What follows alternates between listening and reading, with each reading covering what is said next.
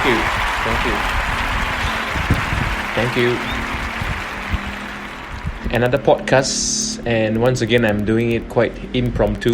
I just have the topic in my mind, and it's Propo-Tourism. No script, nothing scripted, so it's just off the cuff, and I find that it's a test. It's always a test for myself, speaking into my handphone without much of a scripted stuff. So have you heard of Propo-Tourism? We in the responsible tourism space often talk about this. Propo-Tourism is a term used when we apply or when we intend to use tourism to benefit communities. Oftentimes this term is used when we talk about communities in the rural places. There's a lot of examples of Propo-Tourism. Propo-Tourism is by no means an alien term in Asia. In many parts of Southeast Asia, probably with the exception of my country, Singapore, where we almost may never hear this term used unless you're in my shoes, expounding responsible tourism. But it's a term widely used and often used in Thailand, Vietnam, Laos, Malaysia, Cambodia. And just like what you have outside of Asia, Propo-Tourism exists very often in the rural places, in the countryside.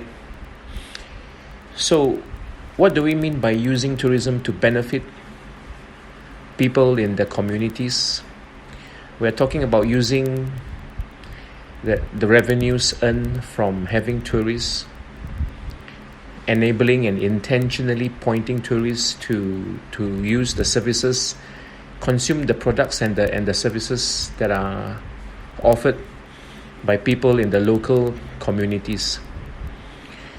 Propo-Tourism has been around for a long time, and we get better and better as the years go by.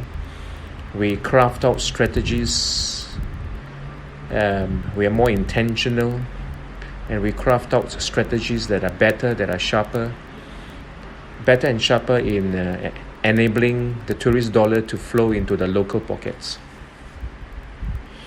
There are opportunities for local people to benefit or to be impacted positively from Propo-Tourism.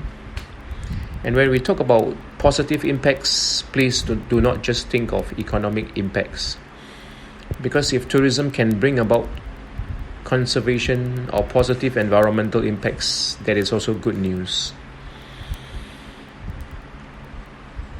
I'm doing a current project in a group of islands for an Indonesian client, and they are looking at this thing called Propo-Tourism, and the project site is actually a group of islands called Talaut Islands. If you're in front of your laptop or your handphone, anything that has internet, you can go search this place out.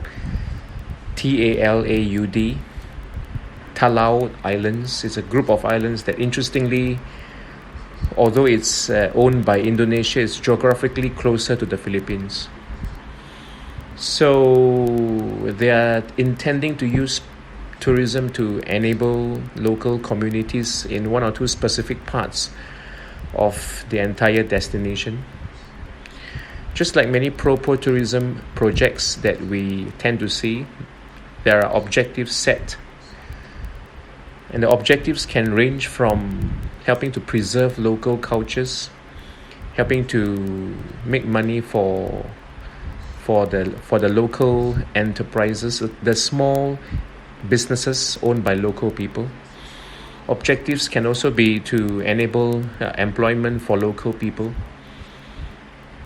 In recent years, Propo-Tourism has been affected by external factors, external macro-environmental factors like climate change. In one of the projects that I've done the last few years, in 2019, on Atauro Island off East Timor. Part of the project required me to identify external factors affecting the local people on the island. Atauro Island is 1/4 Singapore size, so you probably will have an idea how small it is, with only 8,000 inhabitants. And climate change, global warming, already has an impact on some of the local people there. The local people on Atauro Island who use fishing as their livelihoods have seen global warming creating impacts on fishing. And so I identified global warming, climate change as one of the possible factors that can have an impact on ecotourism there. So Propo-Tourism is and can be affected by external things like global warming, climate change. Propo-Tourism will continue to evolve. Propo-Tourism will probably no longer be just seen as a local endeavor or as an initiative that is very local, but Propo-Tourism needs to embrace national tourism policies. Propo-Tourism needs to have a wider perspective and not just local perspectives. Propo-Tourism practitioners are continuously embracing new trends and external factors. And so this is my little podcast on Propo-Tourism, and I hope you have gained something out of my 7 minutes and 7 seconds of talking. Till the next time, the next podcast. Thank you.